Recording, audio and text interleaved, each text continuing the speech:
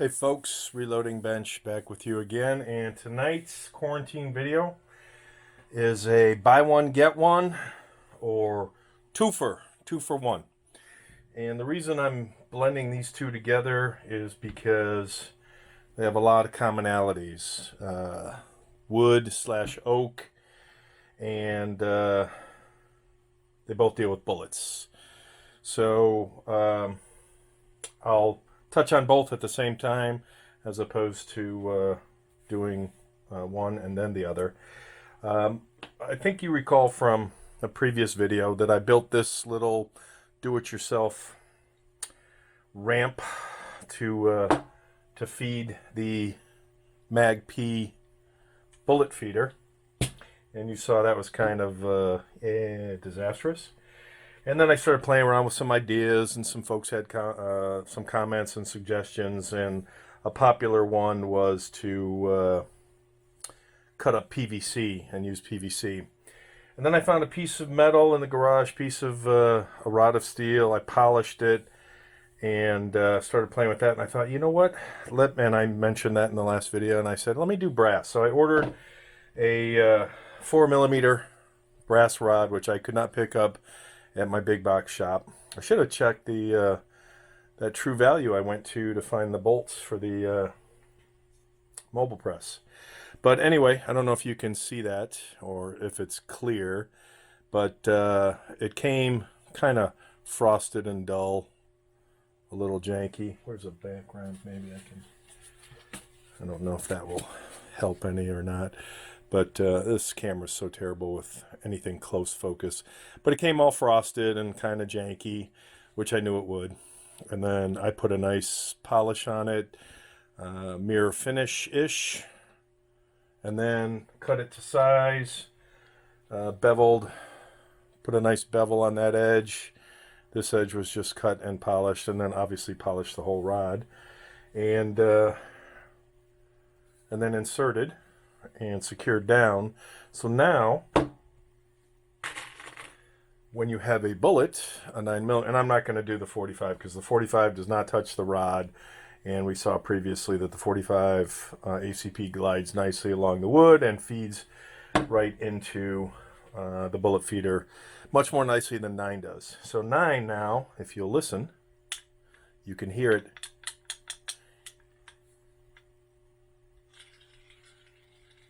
So it's got a nice glide, so it's touching that brass rod the whole time. In fact, this is actually the correct way. So my challenge now, that I've got a nice polished rod secure in there that the bullet glides along, is how to actually feed this thing. So I've played with a few things, a few methods, and this is kind of where this block comes in a little bit. So I'll take a pause for a second. This is the brass feeding contraption, which is kind of funny because it looks pretty identical to the bullet feeder, only this is made out of all polymer and plastic, whereas this is made out of aluminum parts and plastic tubing. So gosh, I wish this was made by the same folks, a little more robust. But you know, maybe I'll pick up this in 45 and use that for my brass, because 9mm brass won't fit in these tubes. Needs to be a little bit bigger. So maybe I'll standardize. Who knows? Don't know if the hole is standard either for the double alpha.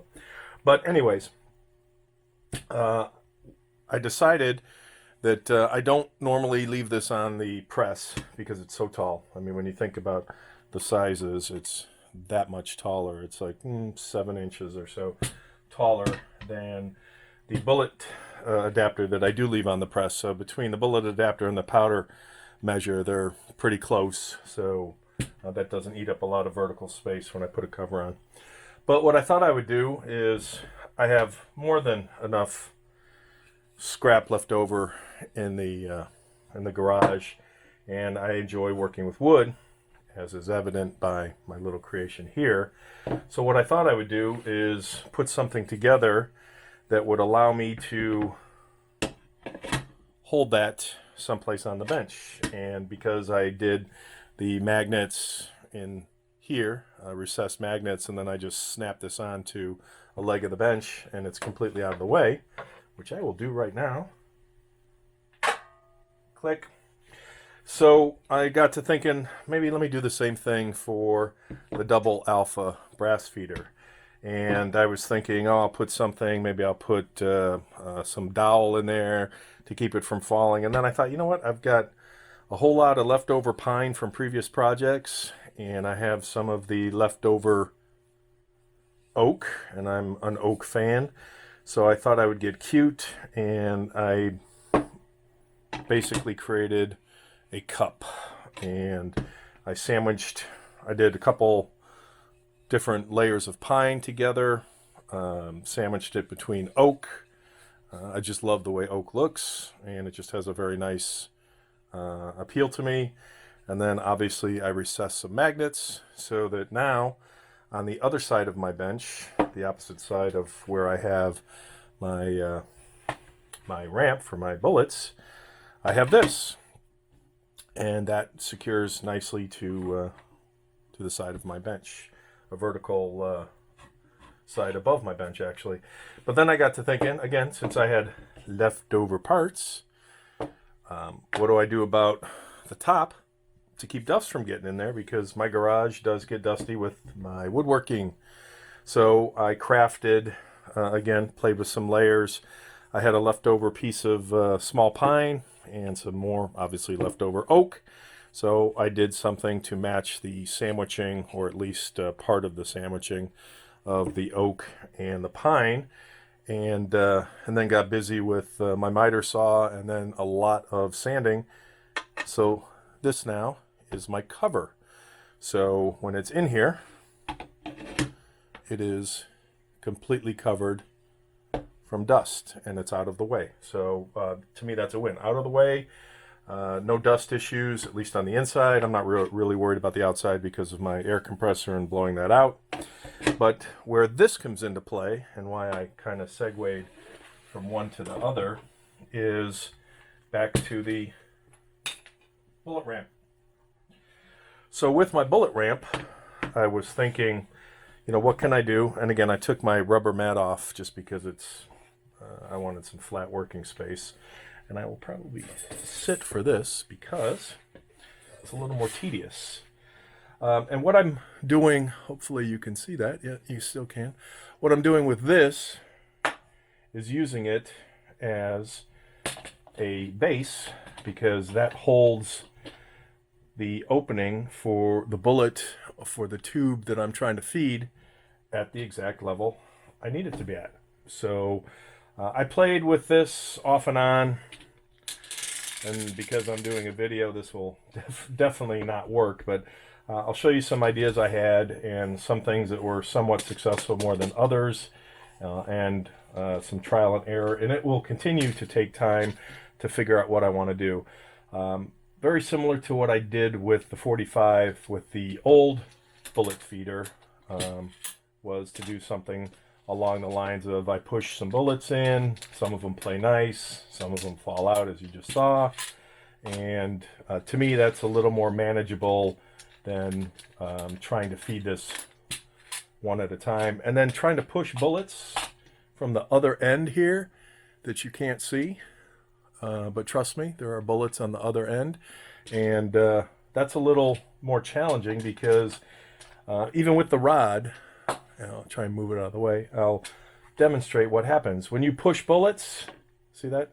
These are so light at 115 grains that even with the rod and the polished rod, they don't play nice and move easily. But what I found is they do glide together and play nice and go in, and hopefully you saw that.